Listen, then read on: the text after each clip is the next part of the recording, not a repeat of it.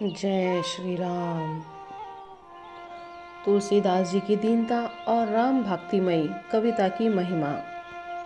मुझको अपना दास जानकर कृपा की खान आप सब लोग मिलकर छल छोड़कर कृपा कीजिए। मुझे अपने बुद्धि बल का भरोसा नहीं है, इसलिए मैं सबसे विनती करता हूँ।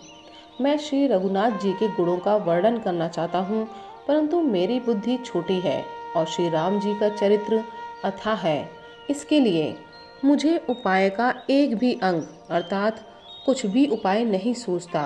मेरे मन और बुद्धि कंगाल है, किंतु मनोरथ राजा है। मेरी बुद्धि तो अत्यंत नीची है और चाह बड़ी ऊंची है। चाह तो अमृत पाने की है, पर जगत में जुड़ती छाछ भी नहीं। सज्जन मेरी ठिठाई को क्षमा करेंगे और मेरे बाल बचनों को मन लगाकर प्रेम पूर्वक सुनेंगे।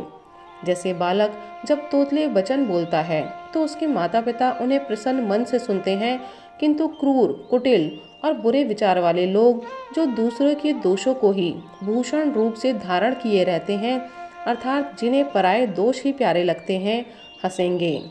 रसीली हो या अत्यंत फीकी, अपनी कविता किसी अच्छी नहीं लगती, किंतु जो दूसरे की रचना को सुनकर हर्षित होते हैं, ऐसे उत्तम पुरुष जगत में बहुत नहीं है।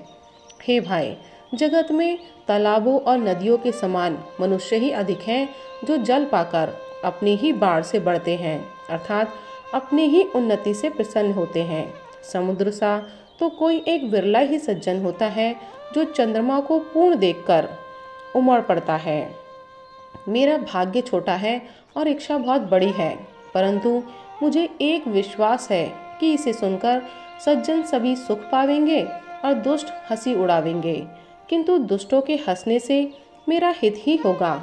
मधुर कंठ वाली कोयल को कौवे तो कठोर ही कहा करते हैं। जैसे बगुले हंस को और मेंढक पपीहे को हंसते हैं, वैसे ही मलिन मन वाले दुष्ट निर्मल वाणी को हंसते हैं। जो ना तो कविता के रसिक हैं और ना जिनका श्री रामचंद्र जी के चरणों में प्रेम है, उनके लिए भी यह कविता सुखद हास्य रस का काम देगी। प्रथम तो यह भाषा की रचना है, दूसरी मेरी बुद्धि भूली है, इससे यह हंसने के योग्य ही है। हंसने में उन्हें कोई दोष नहीं। जिन्हें ना तो प्रभु के चरणों में प्रेम है और ना अच्छी समझ ही है, उनको यह कथा सुनने में फीकी लगेगी। जिनकी श्री हरि और श्री हर के चरणों में प्रीति है और जिनकी बुद्धि कुतर्क करने वाली नहीं है, जो श्री हरि हर में भेद की या ऊंच नीच की कल्पना नहीं करते, उन्हें श्री रघुनाथ जी की ये कथा मीठी लगेगी। सज्जनगण इस कथा को अपने जी में श्री राम जी की भक्ति से भूषित जानकर सुंदर वाणी से सराहना करते हुए सुनेंगे। मैं ना तो कवि हूँ, न वाक्य रचना में ही कुशल हूँ। मैं तो सब कलाओं और सब विद्याओं से रहित हूँ। नाना प्रकार के अक्षर, अर्थ और अलंकार, अनेक प्रकार की छंद रचना, भावों और रसों के अपार भेद और कविता के भांति भांति के गुण दोष होते हैं। इनमें से काव्य संबंधी एक भी बात का ज्ञान मुझ में नहीं है। यह मैं कोरे कागज पर लिखकर शपथ पूर्वक सत्य सत्य कहता हूँ। मेरी रचना सब गुणों से रहित है। इसमें बस जगत प्रसिद्ध एक गुण है, उसे विचार कर अच्छी बुद्धि वाले पुरुष जिनके निर्मल ज्ञान है, इसको सुनेंगे। इसमें श्री रघुनाथ जी का उदार नाम है, जो अत्यंत पवित्र है, वेद पुराणों का सार है, कल्याण का भवन है और अमंगलों को हरने वाला है, जिसे पार्वती जी सहित भगवान शिव जी सदा जपा करते हैं। जो अच्छे कवि के द्वारा रची हुई बड़ी अनूठी कविता है, वह भी राम नाम के बिना शोभा नहीं पाती।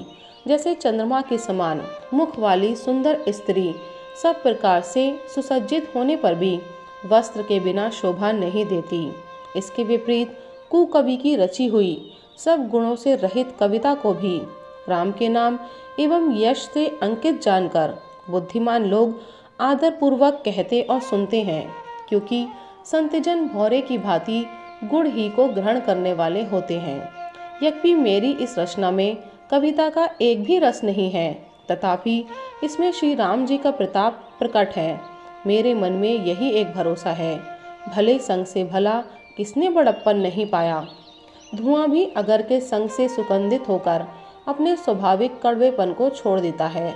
मेरी कविता अवश्य भद्दी है, परंतु इसमें जगत का कल्याण करने वाली राम कथा रूपी उत्तम वस्तु का वर्णन किया गया है। इससे यह भी अच्छी ही समझी जाएगी। तुलसीदास जी कहते हैं कि श्री रघुनाथ जी की कथा कल्याण करने वाली और कलयुग के पापों को हरने वाली है। मेरी इस भद्दी कविता रूपी नदी की चाल पवित्र जल वाली नदी की चाल की भांति टेढ़ी है। प्रभु श्री रघुनाथ जी के सुंदर यश के संग से यह कविता सुंदर तथा सज्जनों के मन को भाने वाली हो जाएगी। शमशान की अपवित्र राख भी श्री महादेव जी के अंग के संग से सुहावनी लगती है और स्मरण करते ही पवित्र करने वाली होती है।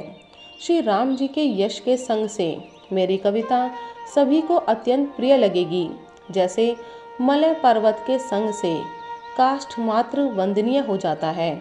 फिर क्या कोई काठ की तुच्छता का विचार करता है?